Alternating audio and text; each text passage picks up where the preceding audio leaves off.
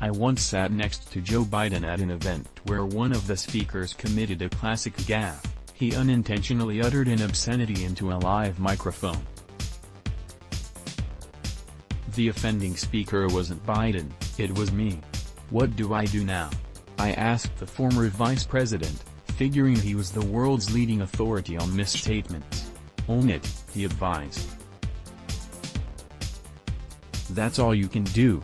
For much of the summer, the dominant narrative about Biden's presidential campaign has been about gaffes, including his inartful comparison of poor kids to white kids and his garbled line in a stump speech, "We choose truth over facts." Advertisement but verbal missteps aren't the real problem for Biden. He's been doing that for years, he owns them, even jokes about them, and moves on. Many voters seem willing to move on with him. The real problem is that at Biden's age, he'll be almost 78 when voters go to the polls next year.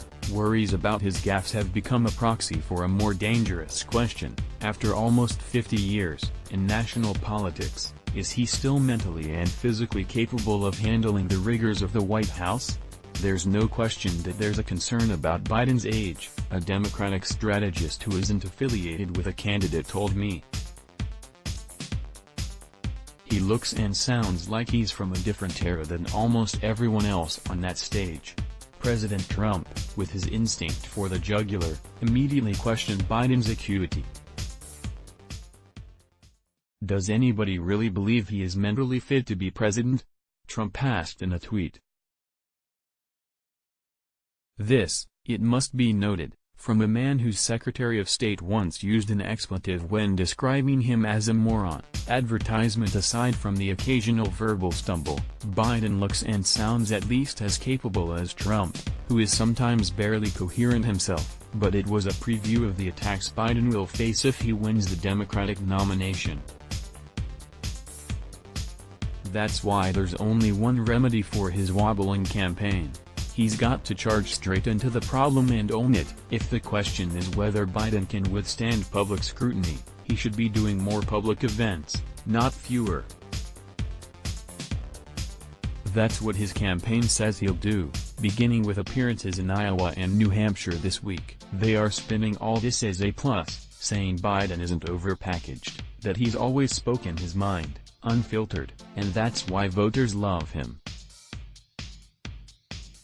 More difficult, perhaps, is a different dimension of the age problem: Biden's inescapable identification with Democratic policies of the past, amplified by his own tendency to remind voters of legislation he sponsored in the 1970s and political compromises he brokered in the 1990s. Biden often says that, if elected, he thinks he can persuade Republicans to abandon scorched earth politics and return to the bipartisan ways of an earlier time. "There's an awful lot of really good Republicans out there," he said at a fundraiser in Massachusetts last weekend. "I get in trouble for saying that with Democrats." Even some of his own supporters winced. That's way of outsync with what many primary voters feel, but it's how Biden feels, so he's unlikely to abandon the theme. To Biden and his aides, authenticity is everything. Advertisement: Biden has one underappreciated strength: his support in the polls, especially among older voters, has been remarkably durable so far despite all the fretting about his stumbles. Before he announced his candidacy, he had the support of about 29% of Democratic voters, according to the average of national polls compiled by the Real Clear Politics website.